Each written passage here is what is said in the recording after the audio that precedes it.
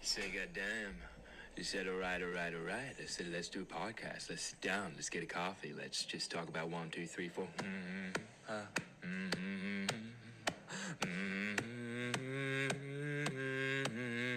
Coffee with the Sam. Got a little podcast. Grab yourself a little coffee and a podcast. It gets everyone that does the intro. Yeah, one of my mates just literally, I said, oh, can you do me an intro? I didn't even ask him how to do it.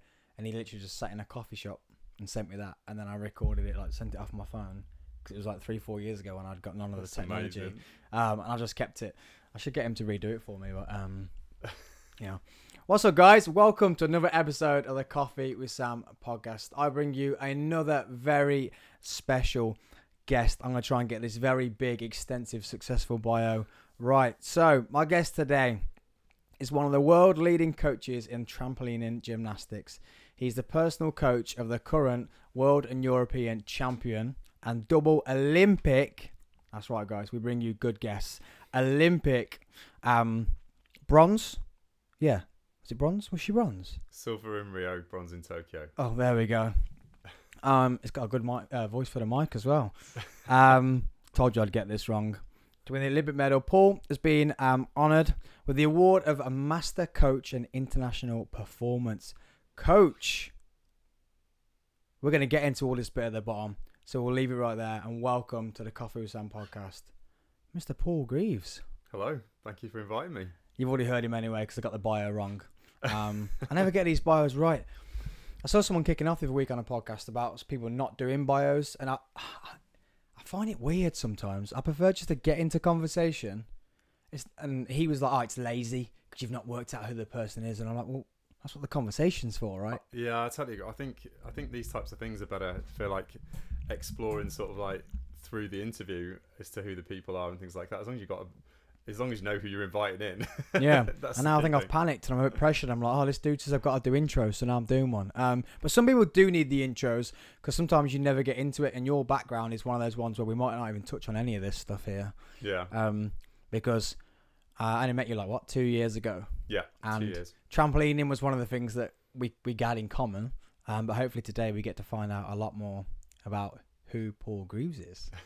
So my first question is, I'd say how'd you take your coffee, but you don't. You had tea. Yeah, I don't drink coffee. I've tried so many times. I worked for a month in Italy, and they tried every day. And I did try it because I'm one of these people that I won't say, oh, I don't like that, or I don't, I just think give it a go. So I did try, but yeah. So tea I take usually with sort of milk and sugar. Still got caffeine, and people forget that tea's actually got caffeine in. Yeah, wherever I go across the world, I always have tea bags in my bag. Real British. Yeah, honestly. So I've got my little sweetener sachets, and I have my tea bags in my bag. So yeah, I have them wherever I go. So I said all the stuff in the bio, really, even if I'd have carried on, because it was about 4 paragraphs long, because like I say, you've got a very successful, extensive bio. It was all this stuff that's happened in your later years, really. But who is 10-year-old Paul Greaves? Interesting you say 10 years old, because when I was 10, I wasn't involved in trampoline. 10-year-old Paul... That's why I like that question. Yeah, 10 years old, I was doing jiu-jitsu, and I loved jiu-jitsu. I really, really loved it. It gave me discipline. It gave me sort of spatial awareness, mobility and things like that, and confidence. And yeah, when I was 10, I'd never even been on a trampoline. So I'd not been to the beach trampolines or anything like that. I just didn't ever fancy it. So yeah, 10-year-old Paul was into martial arts and singing and dancing. So I did lots of drama and things like that. Was part of some local Amdram type things. So I did things like Sound of Music and all sorts of stuff. And sport was always something that I'd never even considered at that age. I was definitely thinking more going West End and musical theatre, that type of stuff. So yeah, trampoline wasn't even part of it. They do say though, I remember doing it the other way around and did a bit of jiu-jitsu, and they were so shocked with how I could handle myself and catch myself and balance. And I said, oh, well, I used to do this. Yeah. So I think the things, I know some fighters and that can look a bit stiff, but I think people, it goes hand in hand really, because you need the balance, you need the spatial awareness for jiu-jitsu, exactly like you do with trampolining. So did you ever compete jiu-jitsu? Yeah, I competed at so they called it like back-to-back competitions. So basically you're on your knees, you have to link your arms, and so you're back-to-back with your opponent. And I did like loads of like local competitions and things like that. I don't know it wasn't like a region or anything like that. It was just the clubs between each other. And because I was really flexible, like it meant that I had much more mobility than a lot of the other athletes, so I could get in and out of holds and locks, I really used to love it, which is completely like the opposite, because I've never had a fight in my life. So the fact that I was doing like these combat things, it was more the sport and the competition I really enjoyed, as opposed to actual fighting. I didn't see it as fighting. Yeah, I was going to say it's competitive, but also what I really enjoyed about when I only did a small stint at jiu-jitsu, but I really enjoyed the problem solving. Yeah. And that someone's trying to pull my head off. How do I get out of this whilst trying to pull their head off? Which trampolining is a bit the same when you're 20 odd feet in the air, upside down and spinning. You're thinking, how do I execute this well and land on my feet at the same time? And also, if something goes wrong, it's that decision making and that, instantaneous. You don't have enough time. And I was never good at that. I just wrote it out. It was one of them. Just wrote it out. I'm thinking, as long as it's not my neck. Well, that's a lot of the top athletes, they can get themselves out of a lot of trouble, just by understanding sort of like what they're doing, where they are. But it's got to be instantaneous, and a bit like jiu-jitsu. We were talking about. I remember doing all the different belts and the different dans, and they were like, I remember my sensei saying to me at the time, he was like, "You've got to move quicker than that, because if somebody was coming to you with a knife, you've got to block that like much quicker." He said, "You can't like just stand there and think, oh, they're coming at me with a knife." It's like, he said, this is why this sort of move is here, as a protective measure. So, so it was like self-defense and things like that as well. I loved it. It was great fun. Yeah. And I used to go like 3-4 times a week. So it was something that I really, really enjoyed. So where did you find trampolining? That was at school. So I went to the local secondary school, which was Meadowhead School in Sheffield, and trampoline was a big thing there. So a couple of the teachers were really into it and really enjoyed it. And my PE teacher, Mrs. Bowker, who's an absolute legend, got everything to thank her for. She basically taught the lesson, and I got on the trampoline in the PE lesson, and she was like, "You need to come to after school club." So I was like, "Oh, well, I do all this other stuff and everything." She said, like, "Come to after school club." So I did. And then within, I'd say a few weeks, she was like, "You need to go to a proper club, like outside of school." So she gave me all the contact details and everything. And then, I started going once a week and then twice a week. And then before you knew it, I got to like national level, was competing at like national school level, and then in the main British gymnastics structure. So by the age of sort of like 14, so after a few years of doing trampoline, I was competing at it was called Grade A at that point, which was the top level within the country, and I was never a world beater, but I had the Olympic attitude in terms of that, the mentality of the dedication, the commitment, and I'd go that extra mile. If somebody said that you got to do 50 leg lifts, I'd do 100. Like that was just my mentality. I was thinking, well, if they want me to do 50, then if I do more, then I'm going to be better. So I got into that mentality, and I don't know if jiu-jitsu, if that transferred over from there. But yeah, so it started. I think that's that just wanting to win, that mentality of wanting to be good. Yeah, and I think as human species, we're starting to lose that. We want it now. It's so simple. We want it tomorrow. We don't want to work for anything. Yeah. It's that attitude you have to have. Did you find that you were never did you not find you were naturally talented, Chile, you had, trampoline, and you really had to focus on it to be good at it? Or so I was quite natural in terms of like my style and my form and things like that.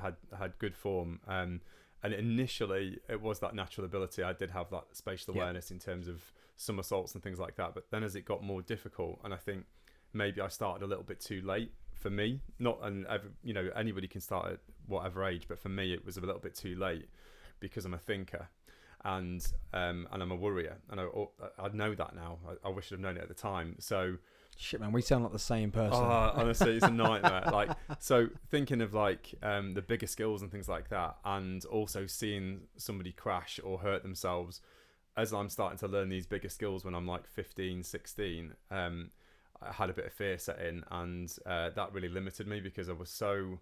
I actually jumped quite high, and again, I don't think I would have been setting the world on fire, but I could have been a lot better than what I was. But I didn't have that sort of natural sort of like ability to do the bigger skills. Mm-hmm. What I did do was good and good quality and technically pretty good, I imagine. Maybe my coach would say that. I don't know whether I'd say that about myself now, looking back at videos, but yeah, and I think also just knowing like that I didn't really, after like the age of like 14, 15, I didn't really want it the same, because I found coaching, and coaching sort of took over my life without me realizing at the time. But yeah, I reckon at 14 was the time when I knew I wanted to be a coach. Like that's early. Yeah. I just knew. Like, I used to help out, 14 years old, helping out at the club, and just I remember watching people and sort of thinking, oh, they could do that a little bit better. So I'd go over and help them, and then I'd feel better them doing better than me getting on the trampoline doing better. I didn't get the same buzz or the same vibe. Yeah. I get that. Yeah. No, I get that. Could you explain, like, to someone who's probably never been 20 feet in the air, spinning upside down, what could you explain in words what that feels like? It's the closest that you'll feel to flying, I imagine, and it's just exhilarating. You are, the top guys now are jumping like nearly 10 meters in the air. If you imagine like going to the top of a diving board, a 10-meter diving board, and you look down, that's pretty high. Yeah. And the women are jumping at like between 8 meters, 7 to 9 meters actually. The feeling that you get when you're at the top of your jump, that weightlessness, that moment that you feel like you are flying, like you literally are flying. It's just phenomenal. And I've never quite experienced any other feeling like that. And certainly sort of like some of the skills, like the 3/4 front, like the, or crash dive as people call it. Like when you're doing that high, like it just feels amazing. You literally are flying through the air.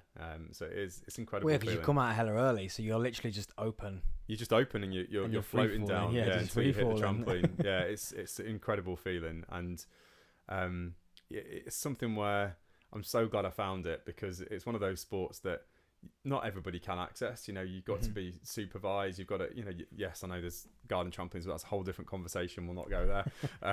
But it's to do proper trampolining. It's not something that you can just access. You've got to have coaches. You've got to have the equipment. And yeah, I'm very lucky that I was in the right place and in the right environment at the right time. So 14, that's so early to to want to know, but I suppose if you know, and some people are just, I've been coached by some dudes that are like 25 stone sat on a chair, but they know exactly what they're talking about, and they can tell you exactly what it feels like, what you should be doing, and you have that childish attitude of, dude, you're 25 stone sat on a chair, don't talk to me. But then if you listen to them, they're those people who probably weren't great at what you were trying to do, but were amazing at it. Yeah, like knowing, understanding it, seeing it. Because I am one of those people. Because my best mate was class. He had the attitude of he didn't care, and he could Rudy out. He could double, triple. I've seen him quad for the fun of it. Just watch me hold this in, and does it quad over to back or whatever else. And you think, there's me bouncing 4, 5, 6 times, thinking, I'm gonna do a half out. I'm just gonna do a double. I'm just gonna and he could just go for the fun of it, and you're like, you kidding me? Where does that journey now go, as in, because that's people trusting you as 14, 15. Did you just then start coaching lower levels or go straight into? So like 14, I'd help out with the littlies. So like, your 7 and 8 year olds, and to them, 14, 15 year olds, like they see them as like a grown up, it's so it's different at that age group. But then at 18, I got my first coaching qualification and set my club up. So I was determined that there would be like a high level club. There was a club in Sheffield, and they got to like national level, but I wanted it to be like better and dedicated to trampoline, because the club that we did was trampoline, gymnastics, diving, and there were some really great coaches, really great athletes there, but I just wanted to focus on trampoline. So I was like, right, I'm going to set a club up just for trampoline, and so that any kid or any person has the opportunity to walk through the door, come and experience it, but also to have an opportunity to go and compete at it if they want to. And so yeah, I set off on a mission at 18, and in November 2000 opened the doors. That's early as well. Yeah, They run your own program. yeah, 18. Yeah, 18, and everybody was like, "Oh, you should just coach at a club, rather than setting your club up, because at 18 it's too much." And I remember the careers advisor when I was 14 at school. You fill out all your form and you put your things on there, like what's your future aspirations, what jobs do you want to do, and everything like that. And then they map out what qualifications you've got to get. And I put on there that I wanted to be a trampoline coach, and they sort of sat down. They were really nice. And But it's not a career, Paul. it's not. No, it's exactly what she said. She said you need to think of a proper job, because that's not really a proper job. So I was like, I'll show you. So I was just thinking, yeah, I'm just gonna explore, see what I can do. So set the club up, and alongside that, I worked in the education system for years. So I knew that I couldn't make a full-time job out of it to start off with.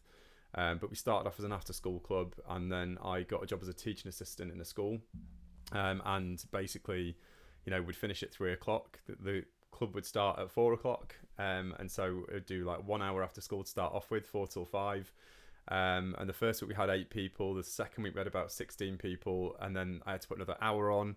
And then it grew and grew and grew until we had like 250 members and, a bigger program. And we were probably seeing, say we had 250 members, we were probably seeing around 1,000 people a week through the doors, through the different venues and different coaches that we had working here, there and everywhere. And, ultimately we ended up with a big community sport program that had participation. At 18, were you managing all those? Yes, with Joanne Crowther, who I ran the club with, Joanne Janes now. And, I often say about Joanne being like the unsung hero, because I'm the front man that was the high performance coach that wanted to be at that level. But whenever you've got a high level program, if you haven't got the recreation and the participation to support it, that is your business, and that's your bread and butter. That is what's going to pay for performance athletes. Yeah. So so that was just as important to us, and we ran that whole program. Like, we'd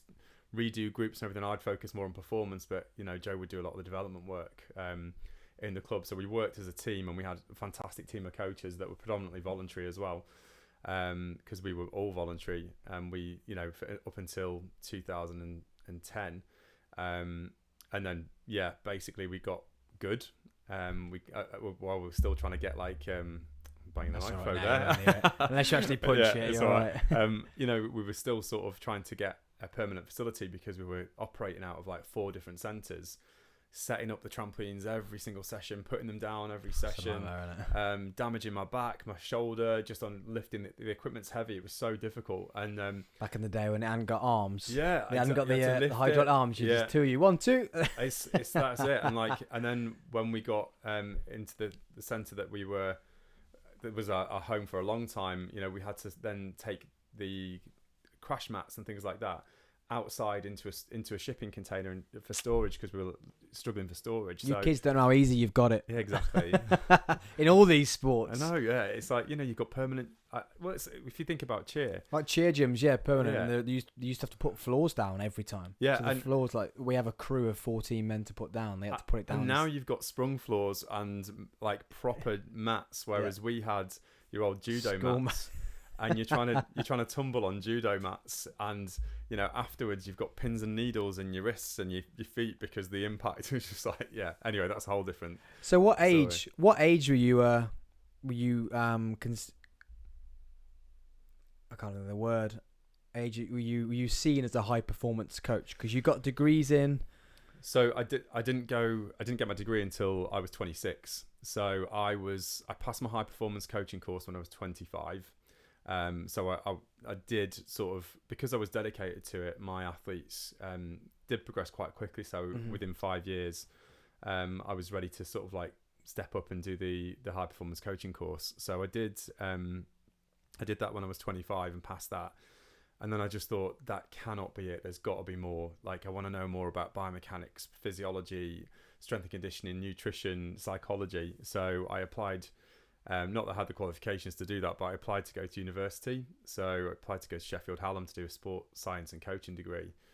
got rejected the first time and was told I had to do maths and English entry.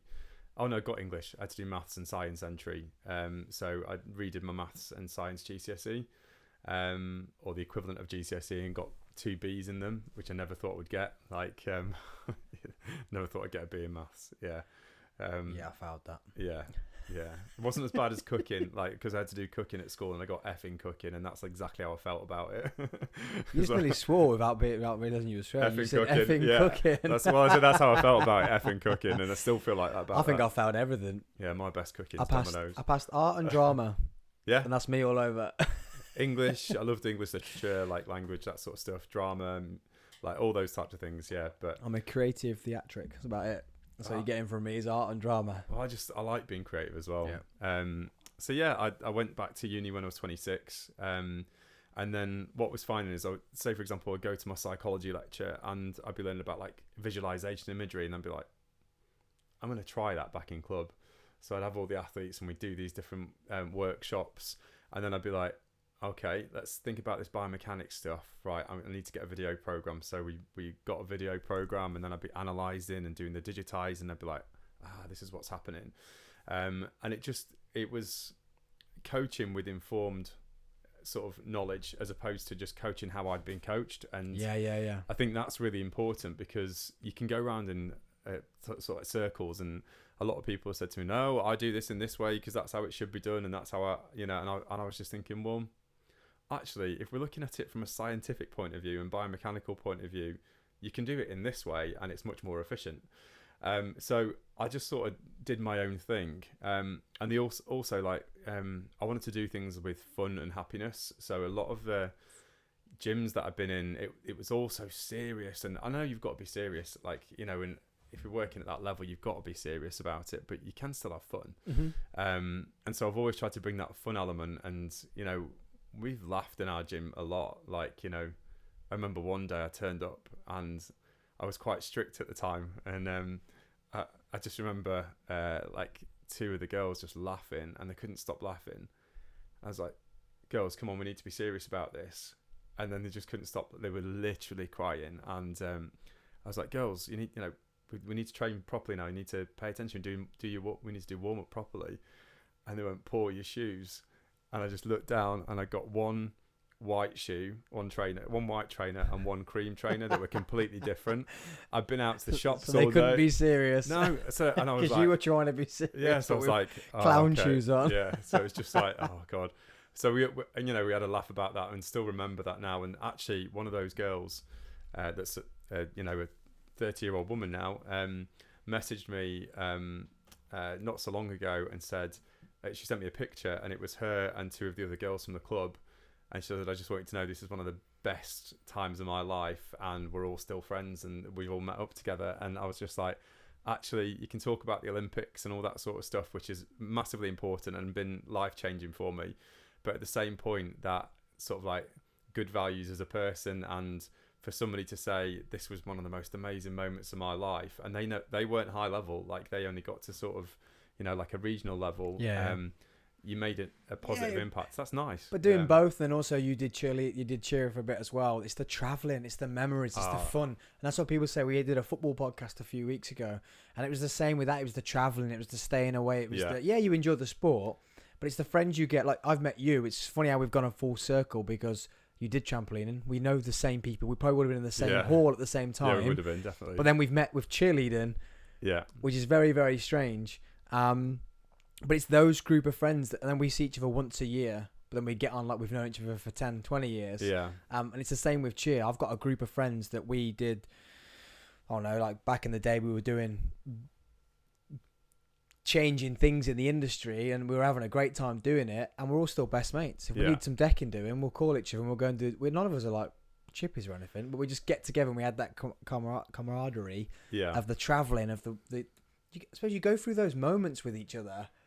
That's how you become really good friends. Like, I think, and also you have each other's backs, like you just said. And like I've been lucky that I did jiu-jitsu, I did trampoline. I've always done trampoline since like 11 years old.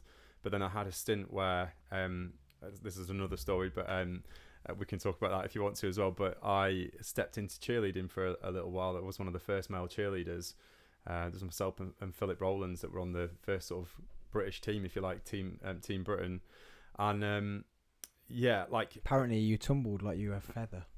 Oh really? That's what I've heard. Well, I had those mats, so those mats that really helped me. Like, they used to look effortless. I did love tumbling. But if you understand biomechanics, like, you don't think that back then you did. Yeah. But if you're the one that's gone, this interests me, you kind of, I always think that if something interests you, you understand it. Yeah. Rather than being taught it. Yeah. So I can imagine back then you one of those annoying kids that could just do it.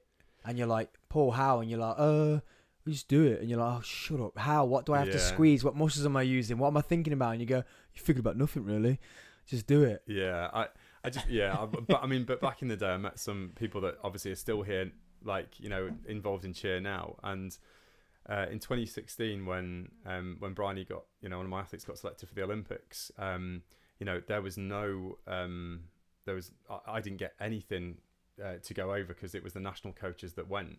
Yeah. And so, having worked with this athlete for so long and then getting an athlete to the Olympic Games, they didn't fund any flights, accommodation. They didn't even get me a ticket for the event. And the reason why I'm mentioning this is because part of the cheerleading community, so somebody set up a GoFundMe site. I didn't set it up because I was just like, I'll take out a bank loan if I have to. I've got to be there.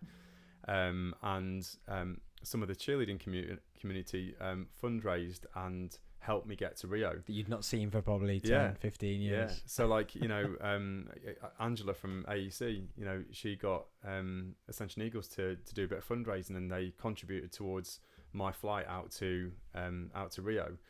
And that meant the world. Mm-hmm. Like the fact, and not just, there was too many people to mention, but like, all these people were contributing, not just from the trampoline world. And I was just like, that is great. And actually going back to that thing around what sports and being involved in these types of things is around, that for me is phenomenal. Like, and that's what I'll hopefully have forever.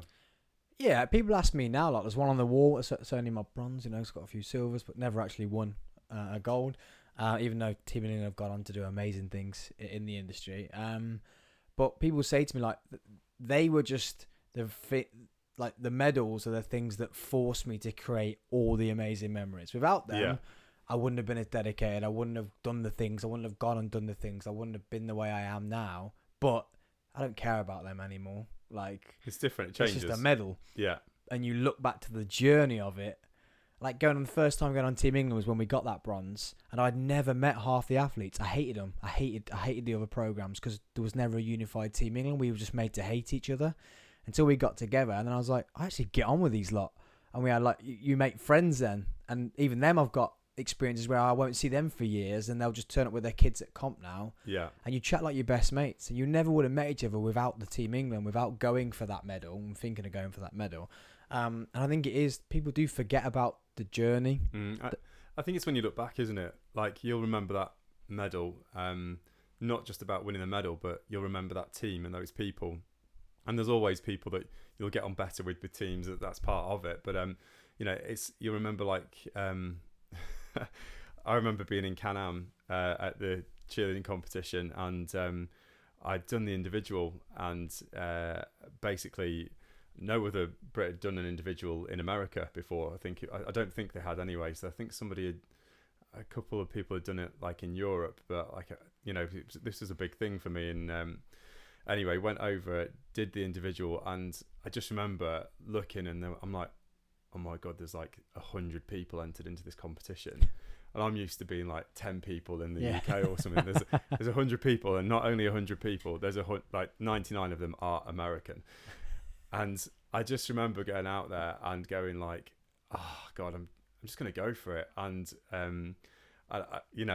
they're tumbling, they were doing like double twists and all this sort of stuff. And we didn't, it was really difficult back at that point. So I didn't twist on the floor, because when I did do twists, it was always on a sprung floor, and and I could double back on floor and stuff like that. Like, well, I say double, I could throw it into a pit.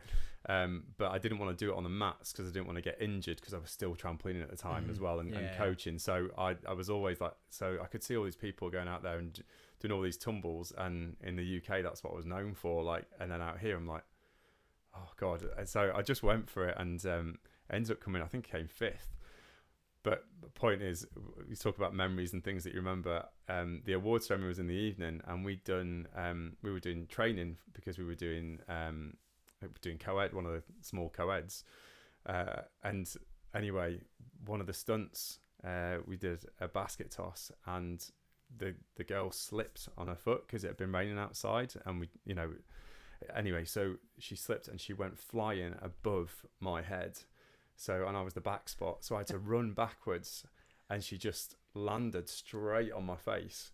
Like, if you look now, if I push my nose that way, it's perfectly fine, but if I push it that way, it just completely... Oh, nice. And so there's a picture of me which I've managed to delete from the internet, like, and I've got this massive trophy from when I had to go up, and my face is just all swollen because I've been on the Sounds back. like cheerleading. Yeah, I've been on the back of the ambulance, and I woke up and I was just like, where am I? And they're like, we gotta take you to hospital. And I'm like, no, I'm not going to hospital, like, I've got to do this competition. And they were like, no, you need, we've got concussion. And I'm just thinking, medical bills, insurance, America, don't let them take you. So yeah, but like the team around me, like, I'll remember that. It was just like, yeah, we saved the person. That was the main thing. And we had such a fantastic competition, and just amazing journeys and things like that. So part of whether it's trampoline, cheer, like the amazing people that I've met along the way are what's made it for me.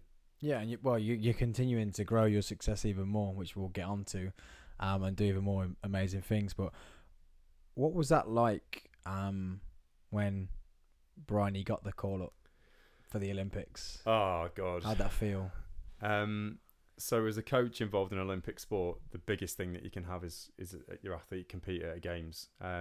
Some people would argue and say it'd be to get a gold medal or something like that, but to actually just get somebody to that level is the top level of the sport. So I remember we knew the date that the phone call was coming, but it was all confidential. And I remember that day I couldn't settle, so I was literally driving around Sheffield, doing bits of jobs, going to the supermarket, then going to the DIY store, just thinking, try and keep myself occupied. And I remember exactly where I was, and Bryony, the phone came up. It was like Bryony on the car phone, and I was outside Bramall Lane, Sheffield United's ground, and I sort of pulled over because I thought, I can't answer this call and drive. So I pulled into a road and pulled over, and she was just sobbing. She was in tears. And you're like, no, because that's good or bad. Yeah. Just say something. She's like, and she's like all filled up, and I couldn't understand what she was saying. So I was just thinking, I was like, oh, it's all right. You've done this before. You can do it again. Like, you can overcome this and everything. Thinking that she'd not made it, and she's like, I'm in the team. Like, and then I just sobbed. Like, I just cried, and I just sat back and cried. And a guy knocked on the door. This older guy, and he's like. You're 8. Your accents are flying today. Yeah, American, Yorkshire. He's like, you're 8, and I was like, I'm fine, thank you. I've just had some good news. And he's like, and so anyway, calmed myself down, and I was like, I can't believe this. And then it was just like, and then strangely after that, this fear set in, and all I could think of, this is a bizarre thing, is just don't get injured before the games. Like, just like, I wanted to wrap her in cotton wool and just say, just, do what you need to do. But like, I suppose that's that thing though, isn't it? You see so many like footballers lose out on the World Cup, and you've seen people lose out on stuff. And if that's what she's worked for, you feel like you want to stop now. Just stop. Just go to the Olympics and get it that you've been to the Olympics. But the plan is to do well at the Olympics as well. Like, I know the first time is to just go compete. And then probably the second time she went was like, even though... Yeah, it's different, but it was just, as soon as she steps on that trampoline in that Olympic arena, she's an Olympic trampolinist. She's competed at the Olympics. And I just wanted to like be able to say that, like, because for any athlete, whether they have success at the Olympics or not, to get to that level, it's an honour, and you should be so proud. And like, whether it happens for you or not, you know, you are one of the best in the world, like without a doubt. You know, that's the ultimate stage that any athlete that's in, you know, an Olympic program or a performance athlete, that's their ultimate goal, to go to something like that. So yeah, it was a sort of a weird few weeks, and then I remember going out to Rio and just going, like, thinking, I can't believe this is happening. Like, I just can't believe it's happening. And just walking around and seeing all, like, going along Copacabana Beach and seeing all the merchandise and everything. It was just one big party. It was amazing. And yeah, then obviously when we got out there and she did a set routine, and it was the first routine, it was great. And then the vol, the second routine, was a little bit, it just wasn't her best. And I was like, she's put herself in the grey area there. And she was doing okay. And then you could see her dropping down the ranking list as the next group came out. And it got to 7th place. And there was still a couple of good people, the Russian girl. And then there was one of the Canadians going up. And I was just like, oh, okay, she's either going to be like 7th, 8th or 9th. Like, you know, she could still be out. And when she got in the final, I was just like, I was so happy. Like, and then she went in the final 7th place, no expectations, and did the routine of her life. And it was just second, right?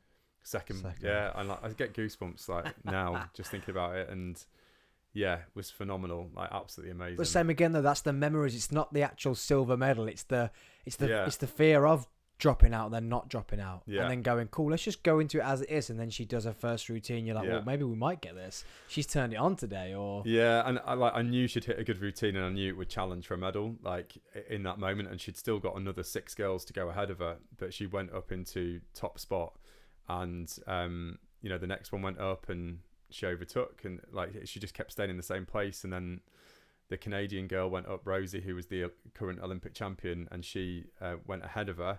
And there was still a few people to go, so I was like, oh, don't finish 4th. I was like, finish 5th, like not 4th, like 4th. And anybody that's finished 4th, that is an amazing achievement. Like, I'm not taking it, but as a coach, as an athlete, 4th place, like, it's just so close. Yeah, well, 5th you weren't close enough. 4th you're close. Yeah, so then I was thinking, right, if she's going to be anywhere now other off the podium, just be 5th, like, you know, not 4th. She'd been 4th in the world, like, you know, 4th at Europeans, 4th. So it was written. Yeah, so I was just like, not 4th. And then when I realised she got a medal, it was just, it was ecstatic. And then afterwards, it was like this weird feeling. I couldn't stand. I went like crazy. I was punching in the air, I was screaming, and then it just drained out of me, all the blood. And I just sat down and again just cried, like I just sobbed, and the mum was rubbing me on the back saying this, like, and I couldn't believe it. And I think because we've been through a lot as well, like there was a lot of things. It wasn't easy to get there, and you know, we didn't have a permanent setup. We lost our training. Well, we didn't lose our training centre. That's a whole different thing. But yeah, we had difficulties with like training. It was, you know, all over the place, and it wasn't easy. And you know, I'd sort of, at that point in 2016, I'd stepped away from full-time coaching, which was a big decision for me, to go into lecturing at Sheffield Hallam University, and things hadn't worked out. We merged with a company, it just didn't work, and I was so unhappy. And I would say sort of in that last few years going into the Olympics, me personally, I hit such a low moment, like to the point of I couldn't get out of bed for a few days. I was completely depressed, and tried to switch it on for training, but you know, the athletes can tell, like, you know, and it was really difficult. I basically lost my club more or less, and so stepped away, but managed to keep coaching my group and keep coaching Bryony, and had a lot of support from British Gymnastics and everything as well, you know, in the team. So yeah, just to make it happen, it was just incredible. It would overcome all that. And then I think that's all the things that was going through my head in that moment, is it's like, God, we've had so much thrown at us, and both me personally as well, and it was just like, still managed to overcome and achieve it. Yeah, that might have pushed her to be even better, because she's trying to do it for you. Because I find you do, if you've got a connection with a coach, you do it for your coach, and it can pull very special things out of people when they're not just doing it for themselves. Yeah, you're doing it for more than just that. And yeah, it was incredible. And like the journey that, like when we were in Rio as well, like after she got the medal, obviously I wasn't on the competition floor with her, and obviously desperate to see her, and so we waited outside. Tanya Arnold, one of the BBC presenters, was the first person that saw us, that saw me and Bryony's parents. And Tanya had been a special part of our journey as well, because she'd really promoted us via like local sort of BBC Look North and everything, and put us on the map locally. You know, people knew about us, and we had people joining us, and it was a great way of promoting like the hard work that we were doing. And Tanya was the first person that we saw, which made it really special as well. And then they were like, "Oh, have you seen Bryony yet?" And then I was like, "No, but I'm not going to get to see her today because of drugs testing." So they took her to anti-doping, and so we went out and celebrated. So left the park, and I was there with other coaches and stuff like that. Horrible. Well, it was, but I just accepted it and thought, this is what it is. Yeah, I'll see her tomorrow, because it was quite late at night out in Rio, and so we went out. We had many drinks, celebrating champagne shots, all the sort of stuff, and then I got a call from the media guy from British Gymnastics, and he said they want you on the Claire Baldwin interview. So I'm gonna swear now. I was like, fuck. As in like now? Yeah. And you're drunk? And I'd had. I'm not gonna say I was drunk. I was merry. It's all about the biomechanics, and it's been a long journey. Oh my god, honestly. And so anyway, I had to get back into the Olympic village, in Olympic Park, which I managed to do. And then I saw it, and like that moment I saw was just incredible. And then we were taken around on this like golf buggy around the Olympic arena to all these different media things. And I remember, I was a bit tipsy, but I tried to have some water to get myself nice and calm. And we got to the Claire Baldwin interview, and she was there with Sir Chris Hoy, the cyclist legend. And Bright had met him on I think it was a Question of Sport or something like that. She met him before. And so she's chatting to him, and he was saying he was so nice. He was really nice to her, and I just kept looking at his legs and going, "My God, your legs! His legs are massive." Yeah. And it's like, yeah, it's part of the sport. Like, and it's just, but he was so nice and really kind, and he was like, "Oh, congratulations!" And she was like, "Oh, it's not all your golds," and it was like, "Silver shines sparklier than gold," and just little things like that. It was really nice. Was that Bryony's doing, or was that British Gymnastics saying that you should be there, not the team coaches? No, I think it was. I think they British Gymnastics had said her coaches here as well. Like, if you and so and that makes all we keep saying all this other stuff, but you saying, "Oh, well, I'm gonna go." Imagine if you were at home and they'd been like, "Oh, Brian, they want to talk to you," and you have to do it through Zoom or whatever else. Yeah. But because you'd got the money to go, you could have just threw your toys out the pram and gone, "Well, I'm not going," blah, and sat at home crying, but you didn't. And then you got now this amazing experience that you should be having with your athlete, because you've gone and done something that maybe 5 other people wouldn't have done. They just gone, you go to Rio and do what you got to do. I mean, it cost, and luckily, thanks to everybody that contributed, it cost me just under 5,000 to go for 5 days. It was, and I had to sleep on a couch. Like, it was. But then but it was worth it. Media tour with your athlete that you already lost out anyway, because you weren't down there on the floor with her. Yeah. But you've just kind of gained that back. Yeah, and like doing that little media tour. It was really important. So I said about I'm passionate about coaching, and I always have been since I was 14. And the fact they were talking about coaching and coaches for me was like really important. And I've never seen it happen like that before. And then I got back, and there was a media flurry, and they wanted to talk to me as well as a coach. Like, what's it like as a coach and everything. And I thought, it's putting coach on the map. And there was a couple of other coaches that then also started doing interviews and everything. And locally, like, I was doing radio interviews, TV interviews, and it was like, we're talking about coaching, which is what my passion is. Like, like helping somebody improve, helping a team improve, and things like that. And we're putting coaching on the map, and it's something. You look at countries like America, they have professional coaches, and we have got more professional coaches now than we've ever had before. But if you were to go back to when I started out coaching, other than you sports like football and like your professional sports, coaching wasn't really a full-time job unless you were the national coach. Whereas now we've got full-time club coaches. It's like cheerleading, really. It's exactly the same. Yeah, exactly. And permanent facilities, dedicated spaces. So yeah, it's great, and it's so nice to see how things have grown, developed, and to have just had this journey. It's just been incredible. And now, like, coming here and coming back to cheerleading as well, and doing the conferences and stuff, like reconnecting with people, like, it's really great to talk about the journey, because a lot of things that I experienced within cheerleading as well really helped me with trampoline because in trampoline it's an individual sport. I hated it. Well, That's why I didn't like it. Yeah, you're on your own, and it's like it's you on the piece of equipment on your own, unless you're doing synchro.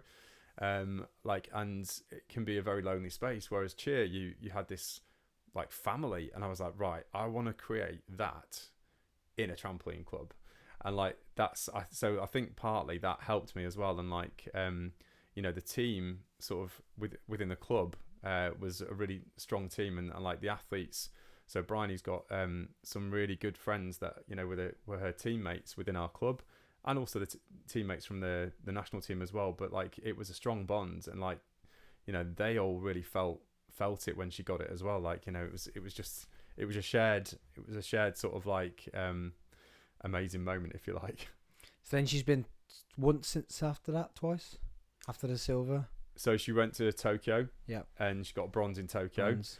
And she was pleased with getting bronze, but now she knows she's capable of it. So, I sort of was expecting to probably finish after Tokyo Olympics. I had other things that I wanted to do with like coach development, coach education, because when you're working as a club coach or a personal coach, you're in the gym 5-6 times a week, and it's a big commitment. And I love it, and I'm passionate about it. But I got to a point where I was like, I've always been ambitious to do things and to do things for myself as well. Yeah. And I've achieved what I wanted to achieve in this sport. So I said to Bri, like, I'll see your journey through, and then like that's me done. I want to do maybe not just from the sport, but that's me done in a club environment. But then obviously the Tokyo Games got delayed by a year because of COVID. Yeah. So her plan was to do a games and maybe like a Worlds and a Europeans afterwards, and before she finished, and then she was already halfway through a cycle because of the Tokyo Olympics being delayed. So she's carrying on till Paris. But I was like, all right, I think I'm done. I'm ready ready for the next chapter and the next journey. Yeah, because you've still moved on coaching wise, right? You've now moved to Scotland and you got a new job coaching there. Is that physio? I can't say the word. Physiology based. No, so I'm a program director for sport development and coaching at University of Stirling. So, and I'm really enjoying that, like getting my teeth into it, and I'm writing the degree program and rewriting modules and things like that. And what I'm really enjoying is putting the applied practical nature back into the content of the degree program. So yeah, I decided that, I'm 42 now, and there's other things I want to experience. And part of that was living in rural Scotland. I had this dream of living in like the Scottish Highlands, and now I do. And I think I've been like that throughout my career. Is that if you have a dream, like, and the Olympics was a dream, like having my own club was a dream, all these different things, and it's like I just go for it, and then I think if it doesn't work out, at least I tried. Well, I can see that from you. Even if you hadn't said that phrase there, I was thinking about it earlier. That's how I was going to end the podcast, but everything you're saying. So 14, you wanted this. 18, you wanted this. Yeah. 25, I didn't even know. I couldn't even think about it. I couldn't tell you what I wanted at 25. You wanted this at this age, this at this age. You were always going to go on to be something and do something, because from probably a younger age than that, you were driven to be somebody. And that doesn't mean being famous or anything like that, but like you keep saying, your passion. Yeah. I can see your face lights up when you talk about coaching. Yeah, I love it. Yeah. And you can see that, and you can say, you don't need to say that you're driven or you're ambitious or you have a goal, and you can see that with what you're saying you're doing. Yeah. 14, 18, like, do you know what I mean? Like, some people don't even know where they're going when they're 40, let alone when they're 14. Yeah, and I think, well, I've got to the point of being 42, and now I'm a little bit like, where am I going? So I did all those things, and like now it's like I still want to be involved. I know exactly where you're going, back to trampoline and well, yeah, and another bigger step. Yeah, so something else, but it's the 14, 18, the 25 that's got you this. Yeah, and like if you were to ask somebody like my age, like where were you when you were 24? Like what on your 24th birthday, where were you? I can tell you where I was on my 18th birthday, my 21st birthday, my 25th birthday, my 30th birthday. I was in the gym, and I was coaching. And some people would be like, "Oh, that's really sad." And I'm like, "I've been to the Olympics." No. Like yeah, and even before that, like I was dedicated, I was passionate, and I still am, but it's just different now. Like I want to do things within coaching. I want to work with people like that want to improve and develop. So it doesn't just have to be sport. And I think that's something where I want to explore that side of things a little bit more like the professional development side.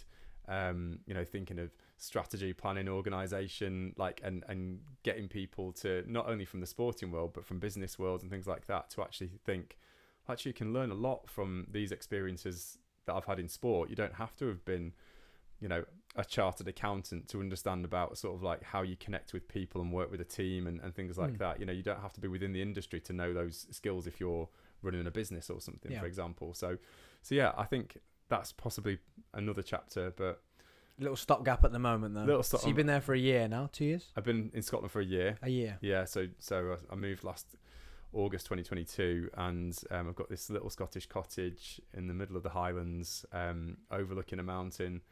It's actually where they filmed Star Wars. They filmed one of the Star Wars there in the mountain. Yeah. Rob would be happy about that. Yeah. Rob was definitely happy about that. Yeah. And it's incredible, like living there. Has its different challenges, like my main supermarket's 45 minutes away and things like that. And but same again, it goes back to the 14-year-old Paul. You don't want normal living. No. You don't want to live with a shop next door. No. You want that change. You want that, it's different. The house is cold.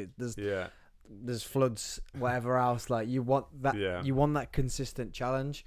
And that's what I'm like, and it irritates me because it goes, oh, you got ADHD. Oh, you've got this. No, I haven't. I just don't want to be sat down like everybody else. I want to consistently be doing stuff, and maybe 2-3 years I then want to change again.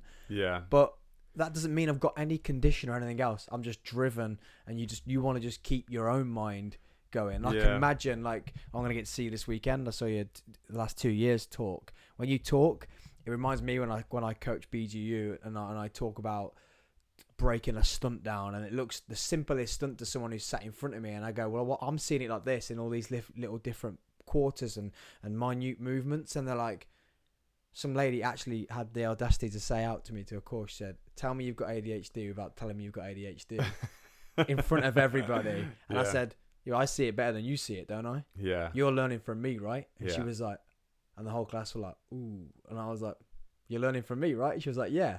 So I hate it when people think that, oh, Paul, you should just settle down. You should just stay in one place. And you're like, no, I've done that. It's like, now I'm going to do this. Yeah, I remember at school, I never really fitted into a group. Like, I never really felt like I fitted in whatsoever. Part of me wanted to have that friendship group or things like that. But also, I didn't want to not be me. Like, I wanted to be, to be me. And sort of looking back, I might have been a bit weird. Like, that's... And I am a bit weird now, like, and that's absolutely... That's fine, man. And I think... Better than being normal. Yeah, well, I always said to the... some of the athletes I've worked with, are, like, their own people, and I've encouraged them to be yourself. Like, be yourself and don't try and be somebody that you're not. And it was only when I was working with athletes and I was like, I need to be that myself as well, And now, like with my students at university and things like that, like sometimes they must look at me and go, oh my God, that guy's crazy. But that's like when I teach what we do now. I'm not teaching a team. The kids don't have to like respect or disrespect me. The kids don't have to have this. You don't have to have these two sides of being nice and nasty because you're their coach. I'm just teaching them what I know about cheerleading. And it's literally, I've been told it's like a stand-up routine because I'm just having a great time. And I say it when I open the course, I need to have fun as much as you do. Yeah, exactly. So talk to me. We'll have a laugh. We'll have a whale of a time. And I'm ripping into people. They're ripping into me. But we're learning. And I'm just being me. Like, I'm not being stiff. I'm not pretending I need to be respected for you to listen to me. I know what I'm saying. Yeah. Just listen to what I'm saying. But I'm going to have fun doing it. Well, it's like, I'm not going to name names, but the people, if they listen to this, they'll know it was them. We were doing a really hard conditioning session, like, and it was maximal conditioning in training, and the team they were only like younger. They were, I'm trying to think, they would have been like 12, 13, and they were working so hard. And I was like, like when you realize, come on, this is fantastic, like really encouraging. And one of the girls, she was doing standing tucks on the crash mat, so it was like standing tuck. Because they had to do 30 seconds of max, and as she landed, she just let out the biggest fart. Like, it was so loud, and like everybody started like laughing, and then they got over it, and like so a lot of people have been like deadly serious, and I couldn't stop. So like for about an hour, I just kept cracking. I just kept like dropping down on the floor and things like that. And anyway, they were all working hard. Everybody was laughing and everything, but they were like, "Oh, my stomach's hurting because they've been laughing so much." And I remember one of them leaving. They were like, "That was the best session ever." And I thought, "Yeah, do you know what? Because somebody could have done that. They've been right serious now, but we're still working hard. It's just we were also having fun, and yeah. Sorry, that person that did that knows who they are, but it was really funny. I think that's happened many a times under God, pressure. yeah. Girls weeing themselves and stuff like Perfectly that. normal. Yeah, Perfectly yeah. normal. Yeah. So moving on to you've only been in this job for a year, and then boom, the drop at the doorstep. You're going back to trampolining. Yeah, I thought I'd stepped away from all of that. I'm still doing workshops with teams. Like this year I've been to Latvia, Belgium, Germany, Portugal, Sweden, been all over the place working with teams and working with European gymnastics. But I thought sort of like working on a team or like being on a team was something of the past. And I've had a few conversations recently, and British Gymnastics have asked me to go back to support the trampoline team going into the World Championships. So next week I'll be going to Lilleshall National Sports Centre. I'll be doing the World's Training Camp with the seniors, for the senior men and women trampoline Still athletes. doing Lilleshall? Yeah, Lilleshall, home with gymnastics. And then next week, so I'll be staying down for 2 weeks, going back home for a week, and then travelling down to the World Championships to be part of the World Championship team. So yeah, stepping back, putting the old GB tracksuit on again. Paris? Paris, this is to support the team to try and qualify for Paris. So And then when they do, what happens? Do you go with them, or you don't know? No, I mean that's unknown, and I think that it'll be that'll be sort of decided next year and things like that. But that doesn't really matter to me. Like if the team need me out there, then I'm there and I'll be there supporting them. It's slightly like bittersweet, because I know off camera we were talking about, like I said, we might have mentioned it as well in the conversation, but off camera I was very like, that must have been horrible being her coach, and then for well you don't get to take that moment with her, someone else does. Is this a little bit bittersweet? Like, so cool, I took my time. Yeah, I can probably talk more honestly and openly about that now, because at the time I was very much like, no, it's absolutely fine, like, and it is what it is, like you can't change it, so there's no point in being frustrated with it. However, I can also, because she's done the games now and things like that, and I'm not a personal coach anymore, it was a bit heart-wrenching for me personally, because as a coach you have ambitions and you have dreams and things like that, and sort of, yes, it's not about you as a coach, and I really 100% lived that. Like I did everything to make sure that the athlete that I was working with, that I invested so much time, because it's not just about having them in the gym, it's knowing that you're there all the time for them, through the difficult times to the amazing times. It was really tough, because I dreamt of going to the Olympics myself as a coach, and that got taken away from me. But I say it got taken away from me in the previous cycles and things like that. Like it's happened to other coaches as well. Whereas from other countries, I would have definitely been on the floor, and so they can't understand why that happened. But it was a system, and I knew that was the case, so there was no point in being upset about it. But you could still allowed to feel. But now look. Yeah, and like I know it's not Bryony. I know it's not that dream. Yeah. But it's still that. I don't know. Maybe if you hadn't have flown yourself out there and been out there, they might not have asked you to do what you're doing now. Like, you might have stayed on the radar and be how engaged you are and passionate about the growth of it, the whole thing. It's not about you. Yeah. It's about them and their sport. I think that's it. And for now, like for me now, like I'm completely independent. I don't run a club anymore. Like, I oversee and support some other coaches, but I'm not attached to anybody as a personal coach. I'm just passionate. I am passionate about my sport. Like, I love trampoline. Like, it's given me so much, and I'm so thankful. But I'm passionate about coaching, and I'm passionate about people achieving their dreams. Like I've achieved so many of my dreams. I had, you said about like the 14, the 18. I had a list, and it was things I want to achieve before I'm 30, things I want to achieve before I'm 40, things I want to achieve before I'm 50. And I've achieved a lot of those already. Like, and that's where now I was in a bit of a limbo, because it's like, well, that came sooner than I actually thought it was going to sort of happen. And so then you feel a little bit lost. Some people would say it's midlife crisis, but but no, I think like for me to now try and support and enable athletes, coaches, individuals to try and sort of achieve their dreams, that is what I love now, and I love working with people. Like, just makes me buzz. Like, it makes me tick working with people. I can tell. Yeah, I can tell. I love it. I absolutely love it. And I would work. Sometimes I do these training camps, and I always say to the people that are taking me over there, I was like, while I'm there, use my time. Like, don't think you've got to, give me loads of breaks and things like this and treat me really special. Questions. I'm here for work. Yeah. I was like, I love it. I was like, so put workshops on in the evening. So sometimes I'll go to a camp that I've run independently, and I'll go, and we'll start in the gym at 9:00.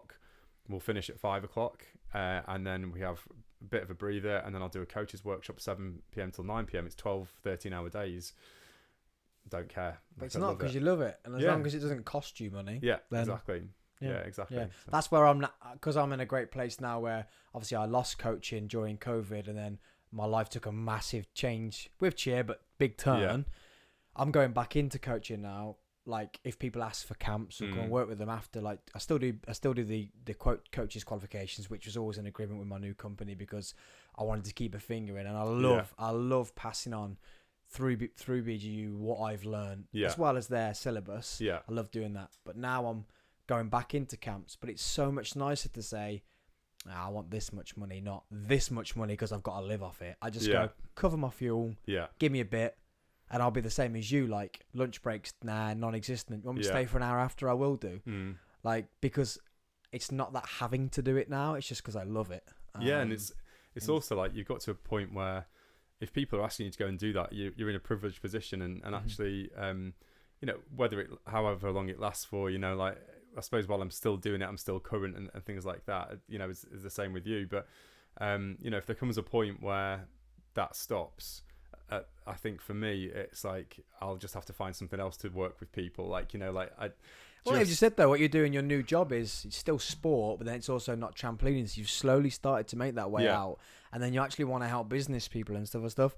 I think you'll always be growing. I think until you decide to actually stop, you will always be growing, because you're one of those people who, like myself, can't stop.